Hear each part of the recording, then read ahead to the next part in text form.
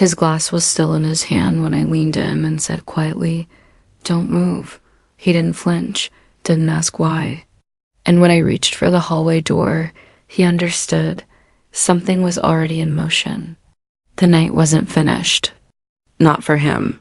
And certainly not for me. If you've been here before, you already know liking and subscribing helps more than you think. And if this is your first time, welcome. You picked a good one. Let's begin.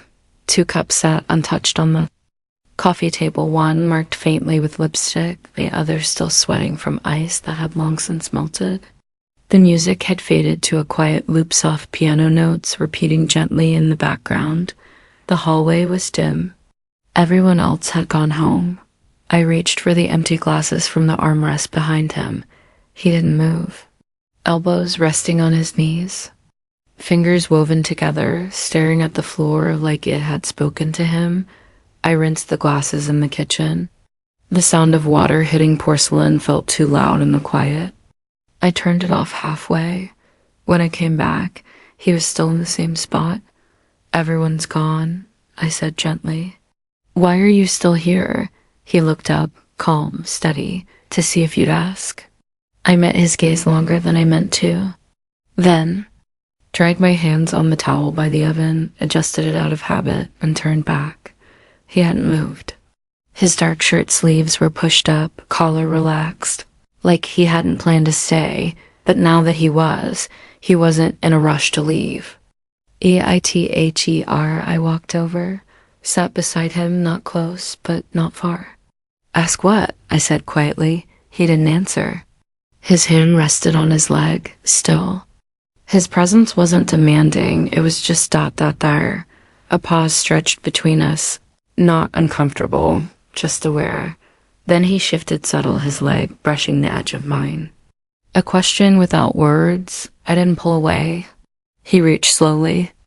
For my hand, not urgent, not unsure, just steady. He held it between both of his palms. I could have pulled back, but I didn't. His thumb moved along my knuckles, tracing gently. When his eyes met mine again, there was something there. Not expectation, recognition. "You already know," he said. His voice low, almost quiet enough to miss. I exhaled slowly. He leaned in, not fully, just enough to feel it. The space between just narrowed. I turned my head slightly. So did he.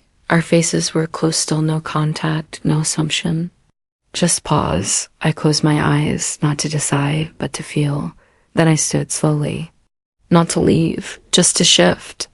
Without looking back, I stepped into the hallway. And I knew, even without hearing his steps, that he was following. I opened the guest room door. The light was low, golden from earlier. When I turned, he was already there, standing just inside the doorway. He walked toward me, silent, measured.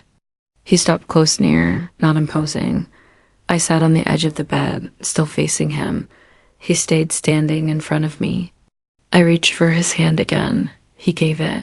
No hesitation. We didn't speak. Not everything needs narration. I leaned back slightly, never breaking eye contact. He remained still, but attuned, like he was listening to the quiet. There was a change then, not in what was said, but in what was felt. I shifted to one side. He adjusted a fraction, as if reading the moment. My other hand rested beside me. On the bed, he placed his hand nearby, not on mine, not touching, just close, enough to sense without claiming. Time slowed.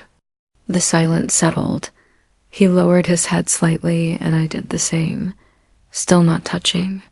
Still choosing. I tilted my head gently, forehead close to his. The air between us was thin, but not tense. We didn't rush into anything. No sudden moves. Just stillness held between two people who had stopped pretending nothing was there. Eventually, I leaned into him, not all the way, not out of impulse. Just enough. He let his arm rest around my back, not pulling, not pressing. Only enough to steady me and to stay. We stayed like that, not speaking, Not calculating Dot, just two people in a room with the truth. They could finally stop ignoring Dot, and no matter what happened after that night. This moment, quiet, steady, and enforced. Was real. Dot, be honest, if you were in that room with everything unspoken hanging in the air, would you have leaned in? Would you have let it unfold? Let me know in the comments. I'll be reading. And if you haven't yet, subscribe and turn on notifications, because next time, the story might be yours.